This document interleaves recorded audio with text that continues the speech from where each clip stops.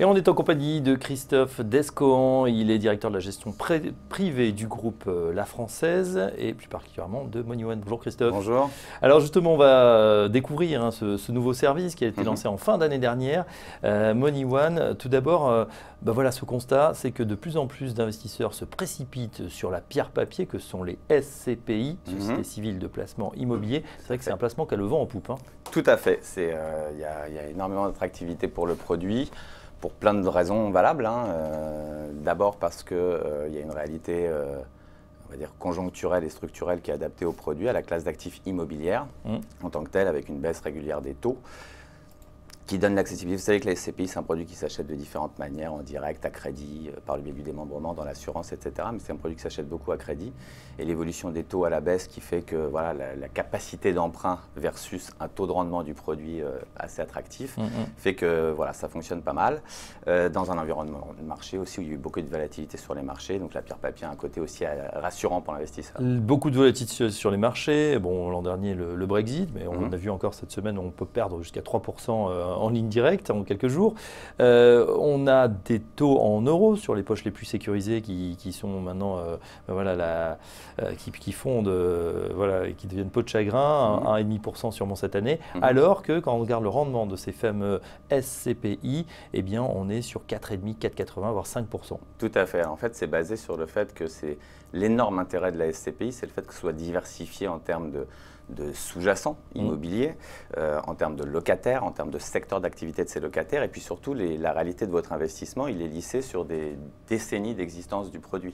Donc quand vous investissez dans une SCPI qui a 30 ans ou 40 ans d'existence, en fait elle a bien acheté et constitué un patrimoine sur toutes ces années qu'elle a fait évoluer, etc. Donc vous êtes rentré dans différents cycles de marché et vous êtes basé aussi sur des diversifications au niveau des baux, 3 ans, 6 ans, 9 ans, etc. qui fait que vous avez une capacité de lisser à peu près la performance dans le temps et de préserver des réalités donc dans le temps de rentabilité attractive. Et c'est d'autant plus intéressant aujourd'hui. On a tendance à dire que, voilà, vous parliez de taux de 4,5, 5, quand les taux sans risque sont à 0 quand même, il faut le remettre en perspective. Et on a beaucoup tendance à dire, mais voilà, c'est une performance qui s'érode dans le temps depuis quelques années, puisque c'est vrai qu'il y avait des taux faciaux à 5,5 ou 6% il y a encore quelques années. Mais à cette époque-là, les taux sans risque étaient à 3 ou 4. Donc quand vous preniez une SICAV de trésorerie, elle faisait 3%. Vous aviez un taux facial à 5,5. Quand aujourd'hui vous prenez une SICAV de trésorerie qui fait 0 et que vous avez un taux facial sur la SCPI à 4,5%, ça reste quelque chose d'extrêmement attractif. Après, les asset managers doivent faire attention. Le job, il est chez les asset managers. Voilà, de trouver les bons locataires, les bons bureaux, commerces. Exactement, et c'est à eux de déterminer leur capacité de sourcing, jusqu'où ils peuvent aller, et d'être capable de dire je suis capable de collecter jusqu'à tel niveau, mais après je stoppe. Ce n'est pas un produit récent, ça existe depuis très longtemps. L'innovation chez MoneyOne et chez La Française, c'est de dire voilà, on va rendre ce produit beaucoup plus accessible, le digitaliser en quelque sorte et voilà, le mettre à disposition du plus grand nombre. Voilà, tout à fait. Alors, on a eu plusieurs volontés. D'abord, c'est la pédagogie. Le constat qu'on a fait, c'est que c'est un produit qui est extrêmement adapté à la quasi-totalité des patrimoines, mais trop méconnu du grand public. C'était un produit qui était plutôt CSP+, on va dire, dans son acquisition. Donc la première chose qu'on a voulu faire, c'est créer la pédagogie. C'est venir expliquer c'est quoi ce produit, comment il s'achète, à quoi il répond. C'est-à-dire créer une sorte de culture auprès de l'investisseur pour qu'il comprenne bien la réalité de ce produit et qu'il est susceptible de répondre à la réalité de son propre patrimoine, qu'il soit élevé ou pas. La deuxième chose, c'est qu'on a eu une vocation de dire une logique de do it yourself. À partir du moment où on vous donne cette information, on ne va pas avoir vocation à vous poser des questions pour vous dire ce que vous devez acheter. On va juste vous mettre face à la réalité de vos objectifs. C'est quoi votre objectif? Vous voulez financer les études de vos enfants, vous constituer un patrimoine, etc. Et par rapport à ça, on va donner la réalité de ce que certains ont fait, d'aucuns ont fait, et comment ça a répondu à la réalité de l'objectif qu'ils s'étaient fixé. Et puis le troisième aspect, c'est que, étant donné qu'on a cette logique de pédagogie et de do it yourself, on a voulu adosser des services, des avantages au produit, le moderniser.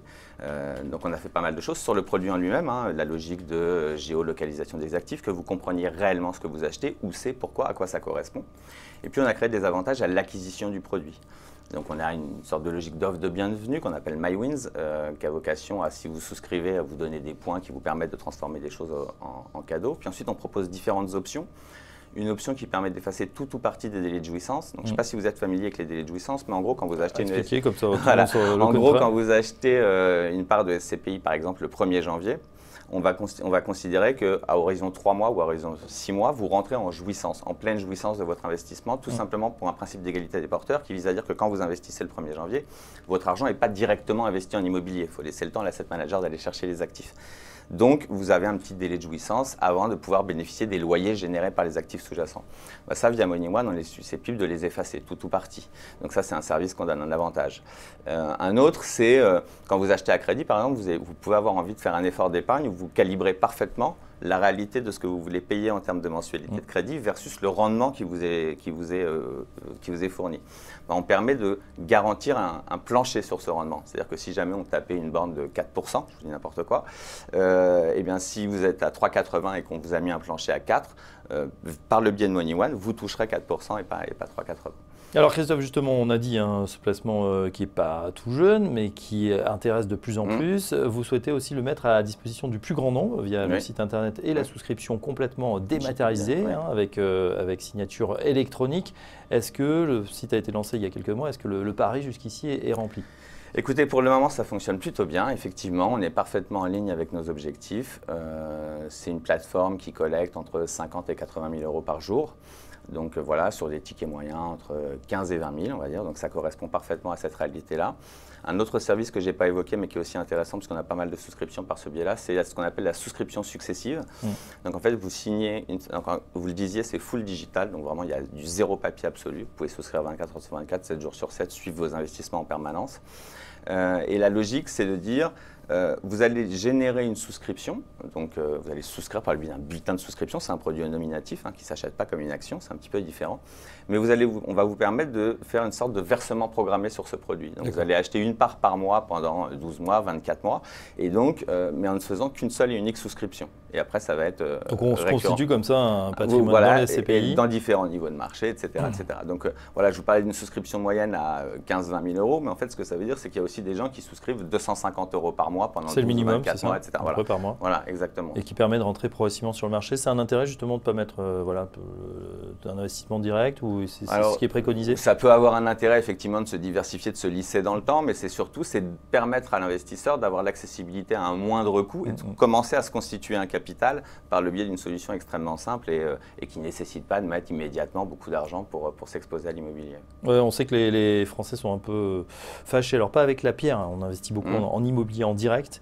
un peu moins sur les produits financiers. Là, est-ce que c'est finalement le juste milieu? Est-ce que ça va attirer justement les nouveaux investisseurs, les plus jeunes? Alors voilà, nous on estime qu'effectivement c'est un peu la quadrature du cercle, c'est-à-dire que voilà, ça permet d'accéder à des actifs immobiliers qui sont inaccessibles pour 99,9% des particuliers. Personne ou très peu de gens peuvent s'acheter un immeuble de bureau à La Défense ou dans le cœur de Paris. Donc ça permet d'accéder effectivement à une réalité immobilière qu'on ne peut pas avoir seul, c'est l'intérêt du collectif. C'est lissé dans le temps, comme je vous le disais, en termes d'investissement, c'est diversifié en termes de locataires, etc. Donc, et c'est assez lisible en termes d'évolution de la performance. Il y a une volatilité qui est très très inférieure à celle des marchés financiers. Donc ça ne veut pas dire que l'un est mieux que l'autre, ça veut dire que c'est une brique de diversification, l'immobilier collectif, qui paraît aujourd'hui évidente dans une allocation d'actifs. Voilà, un parcours full digital, 100% online, ça ne veut pas dire qu'il n'y a pas de conseiller derrière si on a besoin justement si on a une question. Évidemment, il y a l'accessibilité par téléphone, par mail, y inclure rendez-vous physique s'il le faut à quelqu'un, oui bien sûr. Bon, les ambitions de la Française, on rappelle d'ailleurs que ce sont uniquement les produits, ce n'est pas une plateforme ouverte pour l'instant, on n'aura pas toutes les SCPI du marché, il y en a 150, 160 à peu près en ce moment. L'offre, là, elle porte sur combien de SCPI? Aujourd'hui, il y a une dizaine de SCPI, donc de rendement et fiscal, qui sont effectivement au périmètre de la Française. On ne s'interdit pas d'ouvrir l'architecture à court moyen terme. Et on ne s'interdit pas non plus d'ailleurs d'élargir l'offre par le biais d'assurance vie ou d'épargne financière. Donc voilà, ça c'est des réflexions qu'on mène et qui devraient voir évoluer le site dans les mois qui viennent. Mais effectivement, c'est une logique full digital qui a vocation à permettre l'accès Voilà, une nouvelle, C'est en ça. tout cas, c'est bien aussi de voir des entreprises comme la française voilà, qui se digitalisent complètement ou qui s'ouvrent à ces nouvelles technologies. On voit que c'est le boom aussi des fintechs, souvent elles sont rachetées. Là, voilà, c'est créé à l'intérieur d'un groupe. Les ambitions d'un mot, c'est quoi à peu près à 2-3 ans d'existence? Oui, nous on aimerait bien. Donc on a une structure de gestion privée hein, au sein de la française qui travaille avec des clients particuliers directs depuis des années. On a vocation de doubler les encours sur la partie immobilière, donc produire une 30-40 millions d'euros par an par le biais de cette plateforme. Et puis elle a aussi vocation à, vous savez que la française c'est une maison aussi qui est très B2B. Et donc, c'est une plateforme qu'on a mis en place vis-à-vis du B2C, mais dont le socle, le bloc intrinsèque, est évidemment exploitable par des intermédiaires qui peuvent utiliser les technologies, les services, etc., qu'on met à disposition aussi de partenaires distributeurs, de manière à ce qu'ils puissent avoir une digitalisation, eux aussi, de la réalité de ces produits vis-à-vis de leurs clients finaux. Et donc, toute cette architecture pourrait peut-être être distribuée en marque blanche? Tout à fait, c'est déjà le cas.